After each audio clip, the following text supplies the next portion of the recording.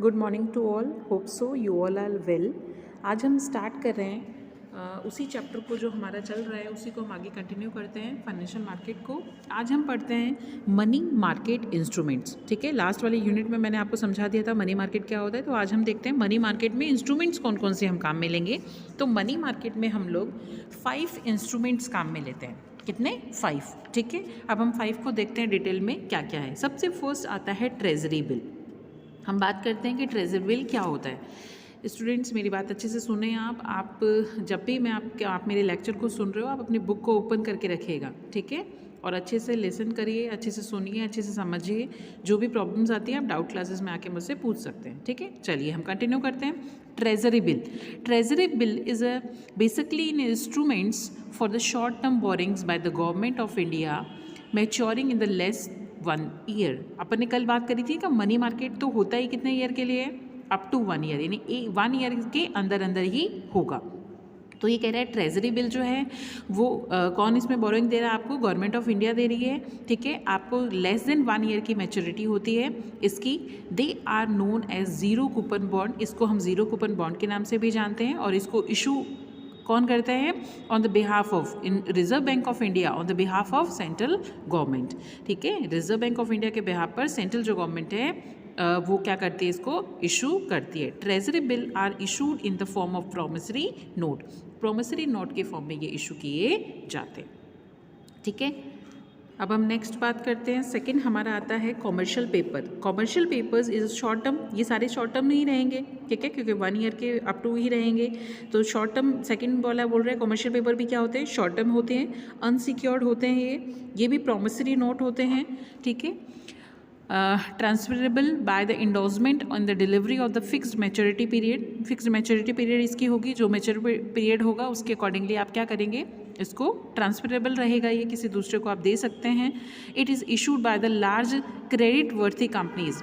Large credit worthy company यानी मान लीजिए टाटा है, ठीक है, उसकी बहुत अच्छी क्रेडिट है मार्केट में, बहुत सब लोग उसको अच्छे से जानते हैं।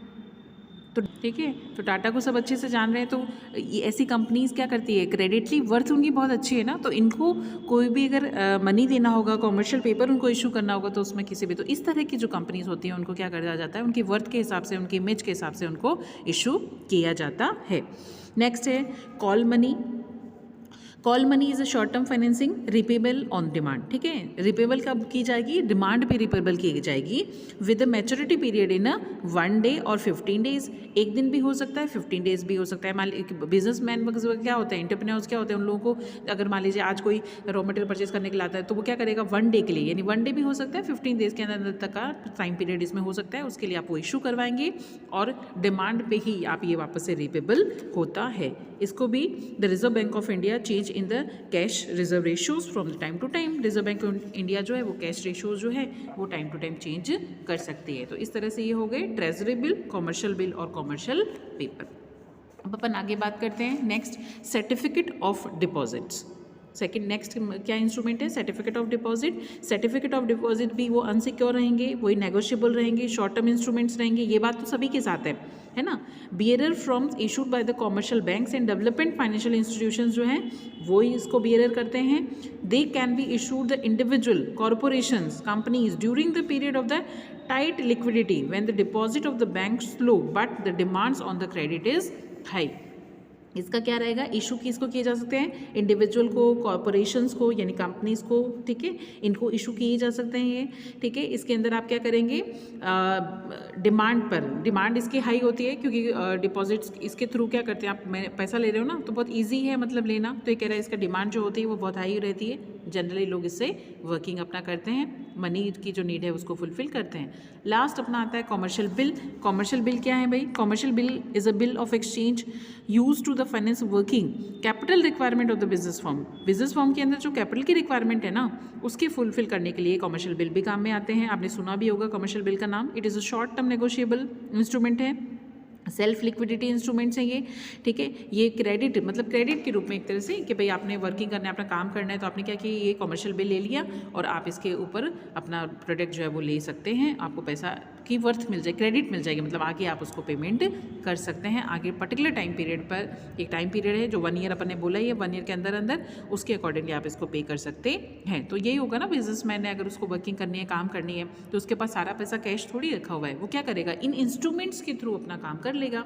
ठीक है, सर्टिफिकेट ऑफ डिपॉजिट हुआ, कॉमर्शियल बिल हुए, कॉल मनी हुई, कॉमर्शियल पेपर्स हुए, ट्रेजरी बिल हुए, इनके थ्रू क्या करेगा, वो अपना काम वर्किंग करेगा, अपना काम करेगा। उसे अगर 10 लाख रुपीज़ का काम करना है तो 10 लाख सारा उसी के पास थोड़ी है, वो अकॉर्डिंगली क्या करेगा, क्रेडिट लेगा। अब वो क्रेडिट वगैरह क्या है, उसके वर्थ, उसके इमेज के हिसाब से हो सकता है। ये अपना था क्या, मनी मार्केट के इंस्ट्रूमेंट्स। ठीक, अब अपन देख रहे हैं कैपिटल मार्केट क्या होता है। मनी मार्केट अपन ने देखा, सेकेंड अपना आएगा कैपिटल मार्केट। ठीक है, the term market refers to the facility institute the arrangement with the long term, वो शॉर्ट टर्म के लिए था, ये लॉन्ग टर्म के लिए रहेगा।